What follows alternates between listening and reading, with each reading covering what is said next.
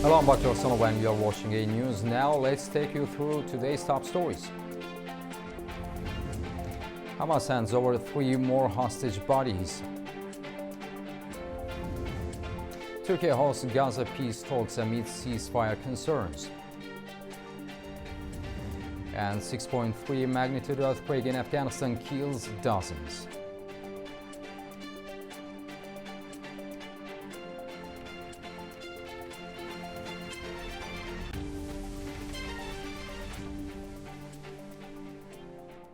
The handover of 3 Israeli hostage bodies by Hamas has intensified disputes over the pace of the ceasefire deal. Israel accuses Hamas of stalling, while Hamas says rubble and war damage slow recovery efforts. With 8 more deceased hostages believed to remain in Gaza, mediators are pressing both sides to honor the U.S. brokered ceasefire. A convoy carrying the bodies of Israeli hostages arrived at Israel's National Forensic Institute in Tel Aviv on Sunday. The bodies were handed over by Hamas as part of the ongoing ceasefire process. However, both sides blame each other for breaking the fragile agreement that has largely stopped 2 years of fighting. The Israeli military confirmed receiving 3 coffins from the Red Cross. If confirmed as the deceased hostages, the bodies of 8 Israeli and foreign captives still remain in Gaza.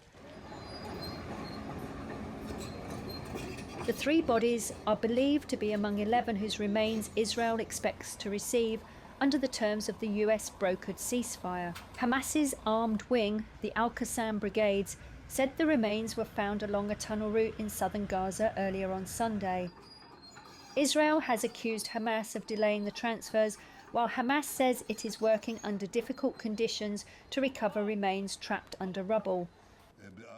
Israeli Prime Minister Benjamin Netanyahu said all families of hostages have been informed, adding that efforts to bring every hostage home will not cease until the last one is returned. Earlier, A News spoke with Rotem Cooper, the son of one of the hostages, whose father's coffin was among those returned to Israel on Sunday. Under the first phase of the ceasefire deal, launched on the 10th of October, Hamas agreed to release 20 living hostages, which it has done, and 28 deceased captives. So far, 20 bodies have been handed over. Meanwhile, Red Cross and Egyptian search teams entered Gaza City's Shujaiya area to recover more remains. They were given permission to work beyond the yellow line, which marks Israel's military pullback zone. Ministers from 7 countries that helped broker the Gaza ceasefire met in Istanbul on Monday to discuss the fragile truce and the worsening humanitarian situation. Officials from Turkey, Qatar, the United Arab Emirates, Saudi Arabia, Jordan, Pakistan and Indonesia attended the talks amid renewed accusations between Israel and Hamas of ceasefire violations. Turkish Foreign Minister Hakan Fidan said the ministers will review progress on the U.S. brokered ceasefire deal and plans to form an international stabilization force to monitor the truce. The agreement announced on October the 10th halted weeks of fighting, but left key issues unresolved, including Hamas disarmament and the timeline for Israel's withdrawal from Gaza, raising concerns about its long-term viability. U.S. President Donald Trump said on Sunday that he's not seriously considering supplying Ukraine with long-range Tomahawk missiles. He also expressed skepticism about a plan for the United States to sell Tomahawks to NATO nations, which would then transfer them to Ukraine, saying he doesn't want to escalate the war. Your administration provide Ukraine with long-range Tomahawk missiles. Is that something that you're not considering that? No, not really. Tensions escalated outside Serbia's parliament on Sunday after thousands of protesters rallied behind the grieving mother demanding justice. Demonstrators were marking the first anniversary of a roof that collapsed at a railway station in Novi Sad last year that killed 16 people. Flares were used as tens of thousands of protesters in Serbia's capital ran and shouted as tensions escalated in support of Dijana Hrka, a mother whose child died in last year's Novi Sad railway station roof collapse. She began a hunger strike early Sunday, determined to hold the government to account. Officers formed cordons to separate opposing groups in Belgrade as unrest spread through nearby streets, marking the first anniversary of the tragic event. Police prevented Hrka from entering the area controlled by pro-government supporters who have camped outside the building since March. Months of demonstrations across the country have shaken President Alexander Vucic's long hold on power, fueled by anger over the lack of prosecutions for those blamed in the disaster. Protesters expressed a mix of emotions, both frustration and solidarity. People here are gathering to support a woman who is fighting for justice, who lost her son, who is on a hunger strike, which is the most radical measure, and the police are currently letting SNS supporters throw pyrotechnics at people and not reacting to it. Emotions are mixed. I've seen a lot of my acquaintances and that invokes nice, friendly emotions. And on the other hand, there are bad emotions. Emotions of anger when we see that crime is being promoted in this country under the protection of the regime and that peaceful protesters are being attacked.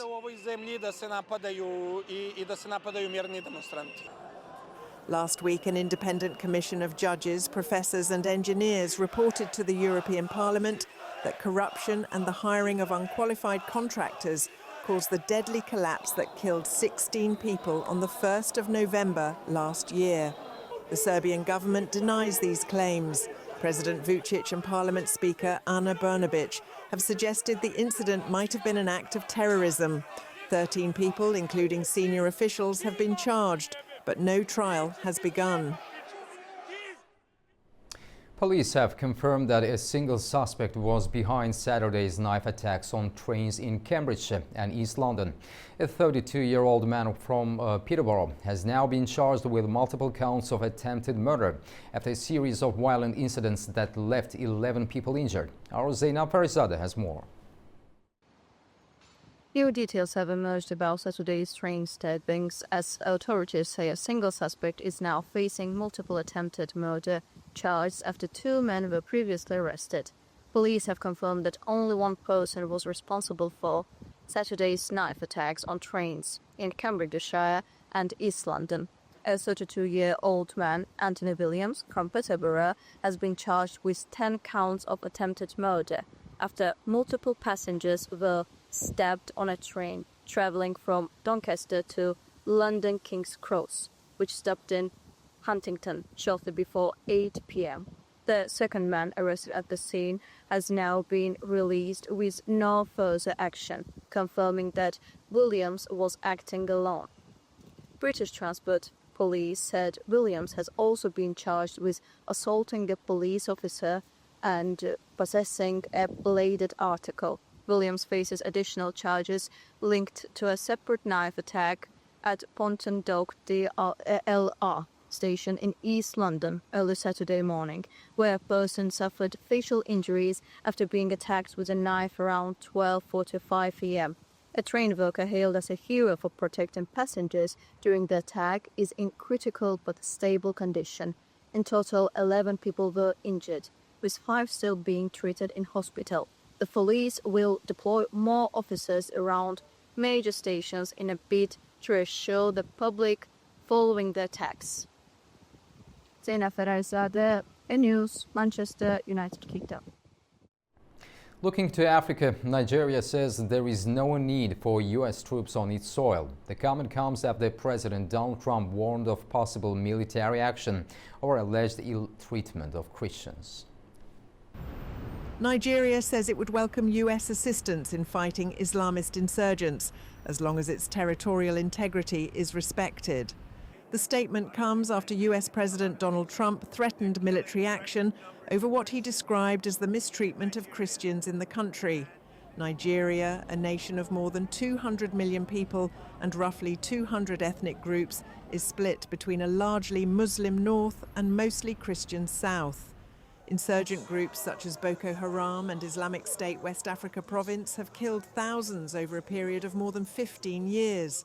Officials say Nigeria does not need American troops on its soil, but would appreciate support through military aid. Our soldiers have the capability to deal with this thing. So we do not require the American soldiers' boots on the ground. What we need is the apparatus, the equipment, the access to some of these things that will aid our own military force and some of the paramilitary and intelligence operatives to deal with this. Trump has also threatened to suspend all US assistance to Nigeria if the government does not act decisively to stop the killings. Meanwhile, Christian leaders in northern Nigeria voiced support for Trump's warning, but cautioned against any attempt to dictate the country's political leadership. Nigerians must not also forget that we've also gone to other countries to tell their leaders to do right. So let's not be hypocrites in this matter. What some of us will not support is anybody deciding who should be our leader. It's purely a Nigerian thing. But if they are reminding us that what is accepted in our constitution, what is acceptable in other standards, we should do it. If we say they shouldn't, then we should also say that the Americans should have nothing to do with us. We can't receive their aid and say they shouldn't be worried about things that are going on among us. Nigeria, with its mix of Christianity, Islam and traditional religions, has a long history of coexistence, though periodic violence often flares due to ethnic tensions and competition over scarce resources. Moving to diplomacy, U.S. Secretary of War Pete Hegseth is visiting South Korea on Monday for talks with his South Korean counterpart. Discussions are expected to focus on Washington's push to reshape the role of U.S. troops there. The two defense chiefs will also hold the annual Security Consultative meeting on Tuesday, the top forum where both nations set the course of their military alliance. They will also discuss South Korea's defense strategy against nuclear-armed North Korea. Hegseth is also expected to visit the Panmunjom truce village in the demilitarized zone along the North Korean border. It's a political race everyone has their eyes on. New Yorkers head to the polls in a high-stakes mayoral election, one that could reshape the city's future. With progressive Democrat Zoran Mamdani, independent former Governor Andrew Cuomo, and Republican Curtis Sliwa all in the running, the contest has become a referendum on leadership, ideology, and the city's direction. New York City voters are heading into one of the most anticipated local elections in years, a race that could shape not only the city's future, but also the direction of the Democratic Party nationwide. The battle for City Hall has come down to three names: Democratic nominee Zoran Mamdani, independent candidate and former Governor Andrew Cuomo, and Republican Curtis Sliwa. But much of the spotlight is on the showdown between Mamdani and Cuomo, two figures representing sharply different visions for New York's future. Zoran Mamdani, a Democratic socialist and state assemblyman from Queens, has built his campaign around affordability, housing and social equality. His platform includes a rent freeze on rent-stabilized apartments, fare-free buses and redirecting parts of the city's budget towards social programs. He's drawn strong support from younger and working-class voters. And one of the most heartbreaking things that we've all seen is someone who just cannot get enough time or energy or money together to get what they deserve, care they deserve. And we hope that when Zoran's mayor, that he can help us all do that for everyone that deserves care in the city. Donald Trump has injected controversy into New York's mayoral race, warning that if Zoran Mamdani is elected, he could deploy the National Guard and cut federal funding, arguing that Mamdani is a communist threat to the city's stability. Andrew Cuomo, meanwhile, is seeking a political comeback after resigning as governor in 2021 amid sexual harassment allegations.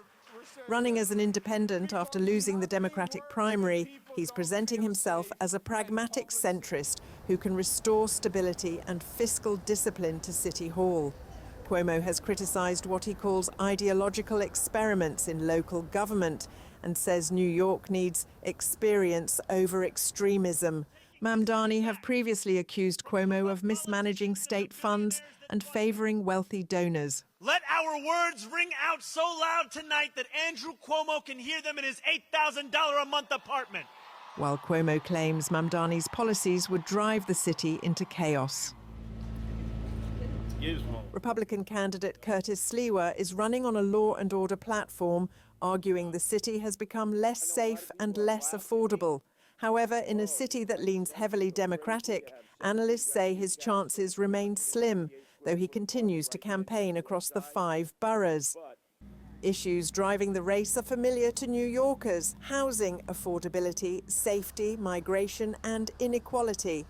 Both Mamdani and Cuomo have pledged to tackle rising costs, but they differ on approach. Mamdani pushing structural reform, Cuomo advocating experienced, moderate governance. Polling stations open early Tuesday morning across the city, with strong turnout expected in Queens and Brooklyn, key bases for Mamdani. While early results are expected by Tuesday night, final tallies and certification may take longer.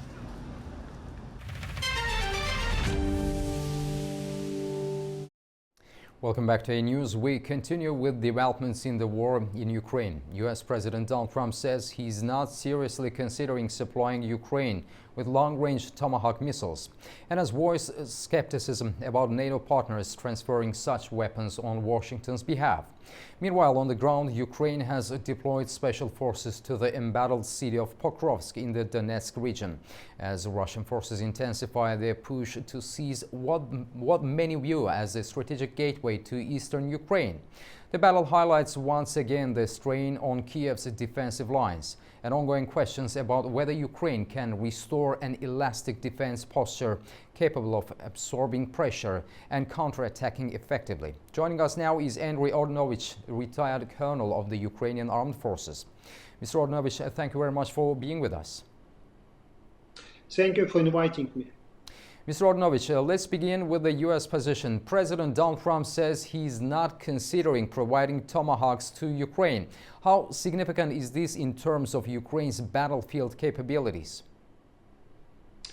Talking about the Tomahawks, it's a very crucial, a very important issue for us. But if we were looking on the recent history of development relation between U.S. and Ukraine, and getting security assistance, you will find numbers of delay for the supplying us of the critical capabilities. It was issue when we've been talking about ATACMS. It was an issue when we were talking about the HIMARS. It also was an issue when we've been talking about the tank Abrams. It's mean everything would depend on the work from Ukrainian side and collaboration with American side. Tomahawk is very crucial with the appropriate capabilities. It would take us more stable, more secure position, on the battlefield, because it their design could be used again high visibility targets. When we are talking about the critical energy infrastructure, or when we are talking about the purely military assets. Not to allow Russians, for example, to collect mass of troops and after that make more offensive or counter-offensive actions. However, we already getting from our our partners from West some long-range capability related to the cruise missiles. When we are talking about the Scallop, or when we are talking about the Storm Shadows, but also Ukraine as a nation since mainly 2024 started to develop its own block capabilities. All together could really create some deterrence, strategic or operational deterrence of Russian troops. Right now, Pentagon decided positively and ready to supply when political solution of the military and political leaders of US would happen. We have to work from diplomacy, we have to work on the personal relation, we have to work with our partners in global regional context, with UK, with France, with Germany, which can use their leverage to persuade the President of United States eventually to take a right political solution. We are not yet decided on it positively to us, but I hope in the coming weeks or maximum months, the political positive solution is going to happen, because it is demanding from a geopolitical standpoint as well as purely a military one. Colonel Ornovich, turning to Pokrovsk, why is this city so strategically important for both Ukraine and Russia? Look at based on the task of the President Russia, they planned to occupy and elaborate, so-called, or occupied Ukrainian territory to Donetsk region, to the end of or the middle of October. Today it is already beginning of November. They shifted the plan to do it to the beginning of February, maybe to the end of February. Why it is so important? Because this, like Mirnograd and Kupiansk in Kharkiv region, and Mirnograd and Pokrovsk in the Donetsk region, they are staying on the main logistical communication line. And the primary strategic objectives of Russian action around Pokrovsk, they are pretending to cut off our logistical line of communication. Second, they would like to encircle it on the northern part of Pokrovsk, our troops. Thirdly, what they would like to do it is to hold Ukrainian troops to some extent, or to drive them out of territory, temporary, I hope, occupied, and already put it somehow illegally into the Russian constitution. But they are fourthly, what they are pretending, to terrorize of Ukrainian population. Doing this, they are still keeping the strategic objectives. First of all, what they would like to do, it is discredit our political military leadership when we are going to lose one or another small part of territory, but the highly cost of Russian troops. For the last months, we lost again our original territory, only 0.4% of compared to entire Ukrainian side. Right now, our temporary occupied territory is roughly 19+% compared with the entire.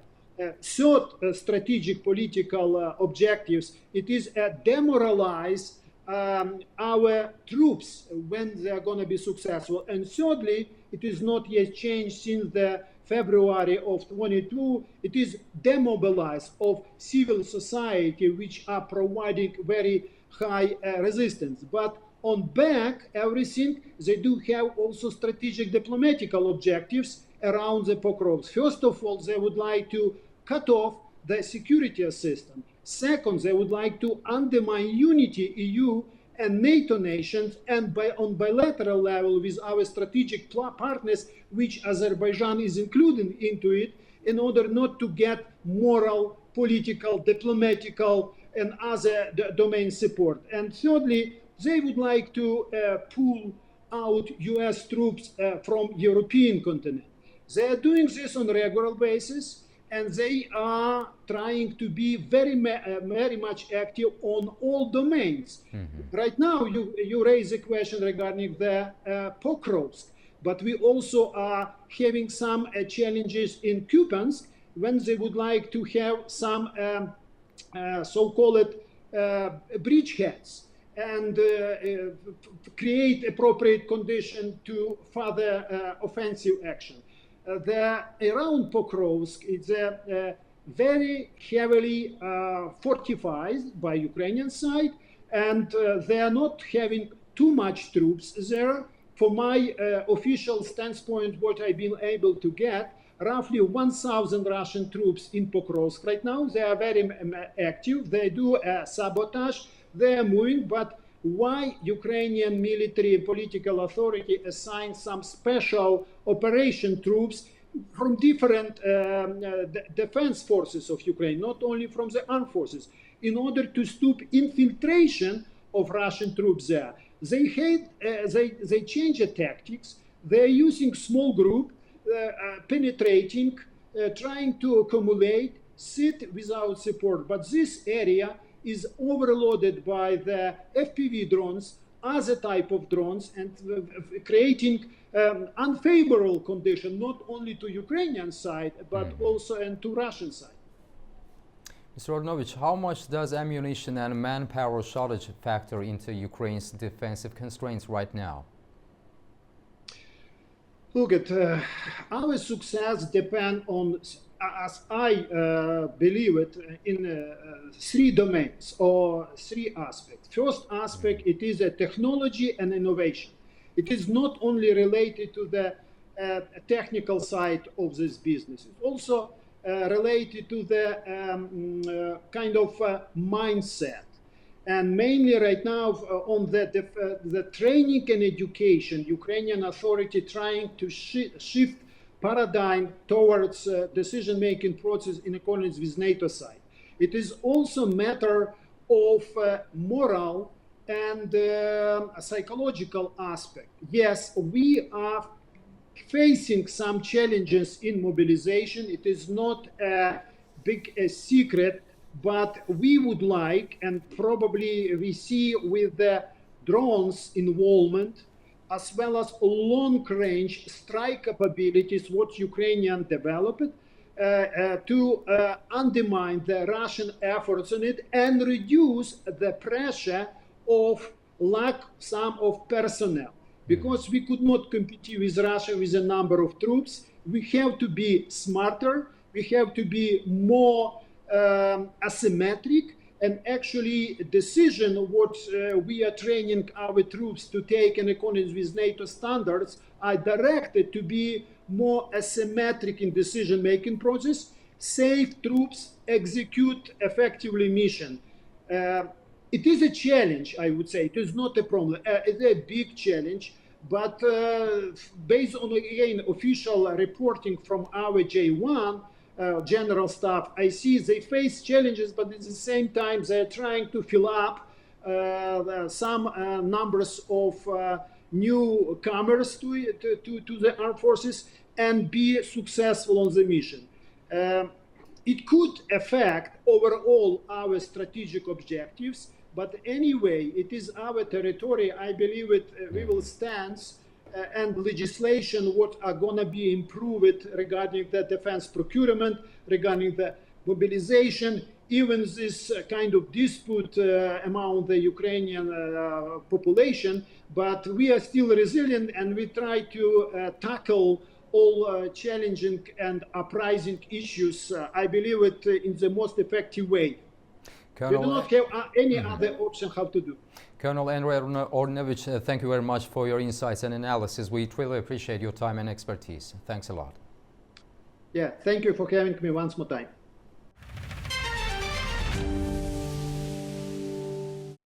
Welcome back to A News Now. Let's take a closer look at the key stories shaping the region. Iran says it has started building a new nuclear power plant in the northern Golestan province, which lies along the Caspian Sea. That's according to Vice President and Chief of the Atomic Energy Organization, Mohammad Eslami. He says that Iran also plans to construct several more nuclear power plants across the country, aiming to increase the national electricity production to 20,000 megawatts.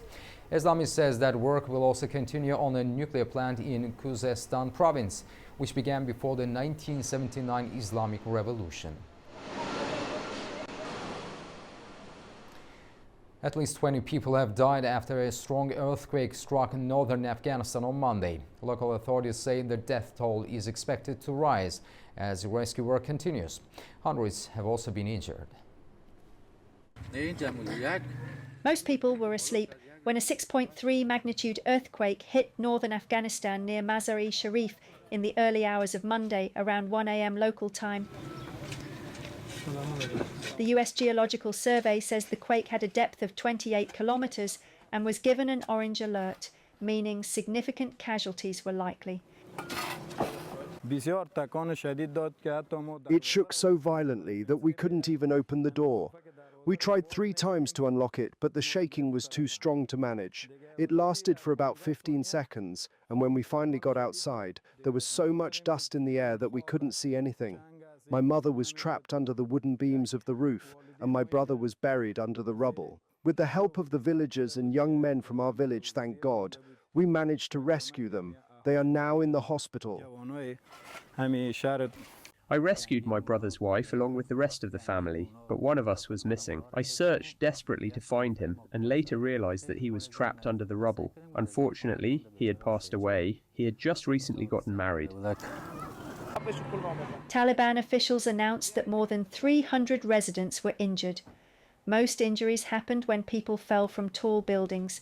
The city's provincial officials warned that casualties may increase as emergency teams continue their rescue efforts. Police teams are also closely monitoring the situation.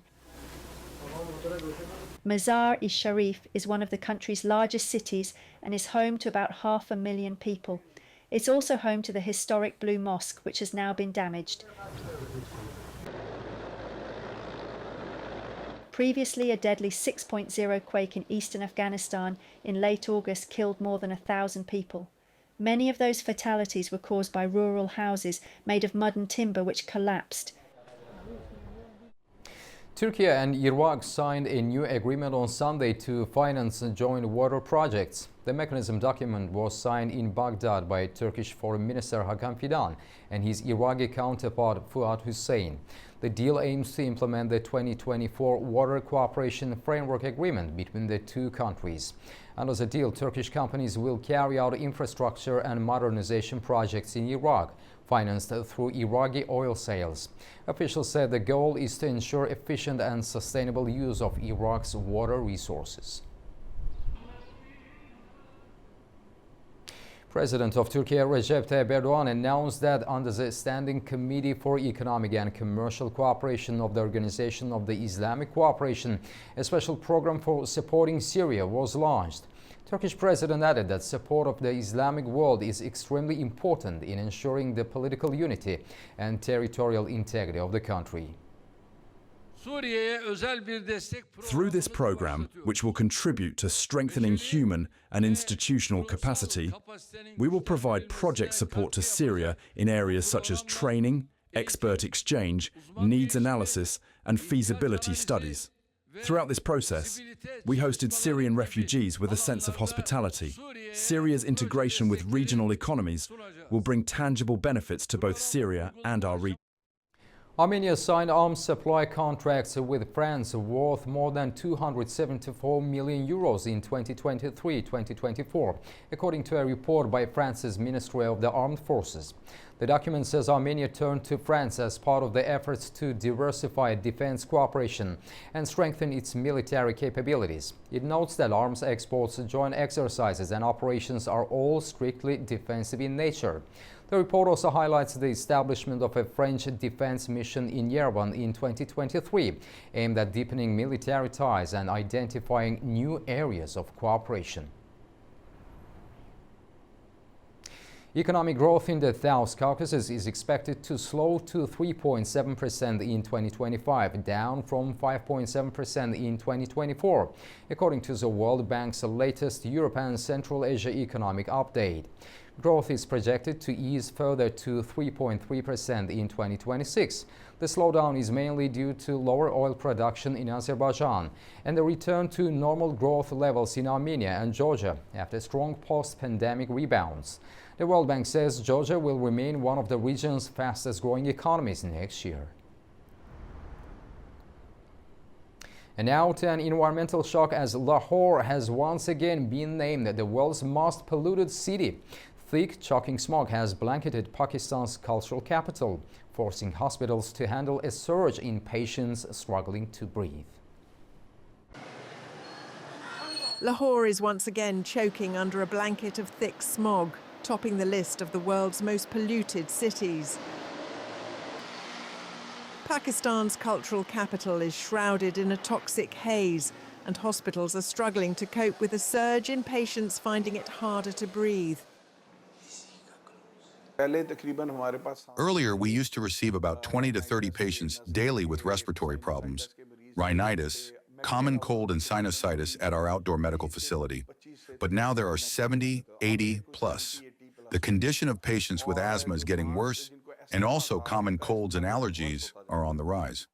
When a pregnant woman gets a cough and respiratory problem, she suffers abdominal pressure, which can cause many complications. The child will suffocate from the lack of oxygen if a woman does not breathe properly.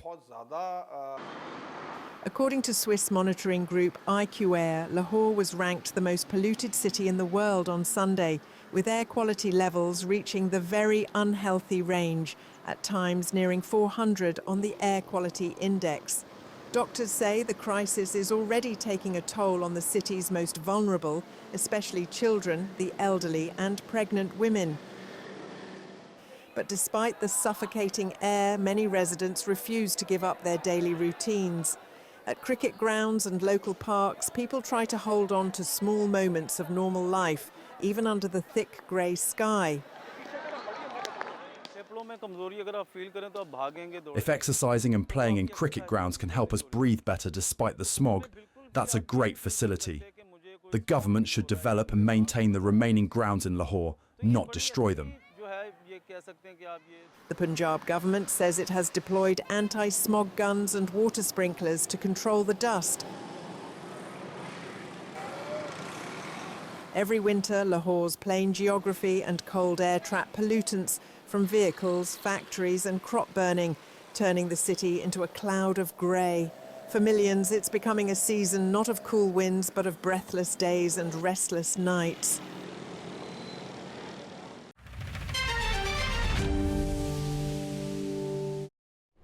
Welcome back to News Now. We continue with new remarks from Armenian Prime Minister Nikol Pashinyan, who during a public address in Yerevan on October the 31st suggested that Soviet-era policies, including KGB influence, intentionally exacerbated tensions between Armenia, Turkey and Azerbaijan. Pashinyan framed this as part of a broader reassessment of Armenia's strategic orientation, coming amid Yerevan's decision to effectively freeze its participation in the CSTO and expand dialogue with the European Union and NATO. Joining us to discuss these further is Leon Cook, founder of Atticus Partners, joining us from London, UK. Mr. Cook, thank you very much for being with us. Good evening, nice to be with you. Mr. Cook, how significant are Pashinyan's remarks in the context of Armenia's broader political trajectory? You could say that he's been positioning himself for quite some time now against the historical context of what Armenia thought its place in the world was, or at least regionally vis-a-vis Russia.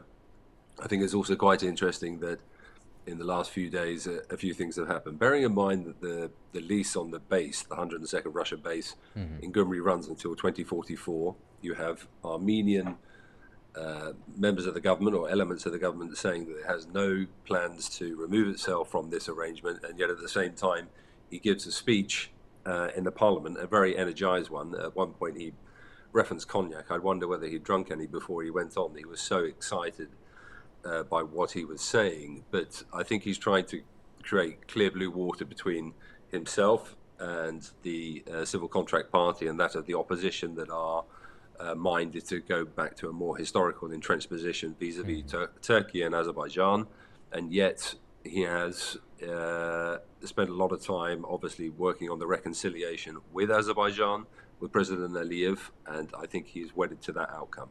So what do you make of the claim that Soviet intelligence deliberately deepened regional divides? Is it historically supported?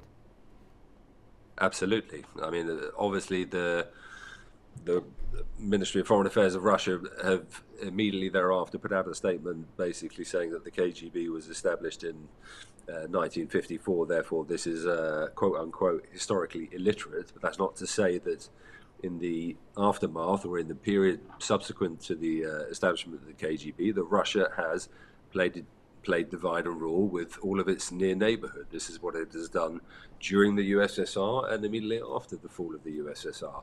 The 1,500 peacekeepers that were originally contracted to maintain the line of contact in Karabakh before it was completely reclaimed by Azerbaijan, that was another ploy or effort on their part to ensure that it had regional relevance. I think what's my reading of what Pashinyan is doing is that he's trying to orient Armenia in a new context in terms of the European Union, NATO, the United States, hence why he was also supportive with his counterpart, President Aliyev, in Washington for the role that President Trump of the United States has made to bring these two sides together. And by virtue of that fact that the economic prosperity and political prosperity of Armenia can be realized going forward. It has absolutely made a decision, or he has, that Russia is not the immediate future or should not be for Armenia. And I think he's just continuing that effort.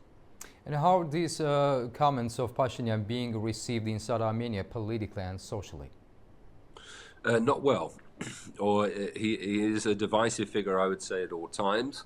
There are those within the media community or the commentariat, that those that are traditionally conservative or nationalist, that see it as a further betrayal of Armenian national interest, that he is at the behest or the whim of Azerbaijan and Turkey, and they need to change direction. But I would say that if that was the will of the people, of the Armenian people, then they would have done so already. They're, you know, through the ballot box. They have obviously decided that more often than not, Armenians or those within the diaspora community are the ones who speak loudest. But the everyday Armenians that are living in the country have a slightly different worldview, and I think that is very, very true today. That said, like any political society, there will be those on one end of it to the other who have a different interpretation of what he's trying to say and do. But I think that for now, it depends slightly on what Russia does next, because that's why I remarked vis-a-vis the Gümrü base at the beginning of this segment, because that is super important. That has historically been the protective layer that has allowed Armenia to continue to operate independently. And if that goes away, then it has to think about a new context for its own defense arrangements. Mr. Cook, what implications does this have for Armenia's relationship with the Collective Security Treaty Organization going forward? A very convoluted one. It is very unclear to me what the purpose of this treaty and this organization continues to be. If you think about the membership of it, there are those within it that absolutely still have an incredibly strong relationship with Russia and want to maintain and do so. That is not the case in Armenia, or it is certainly not as headed by its current prime minister and this government, this Armenian government. Therefore,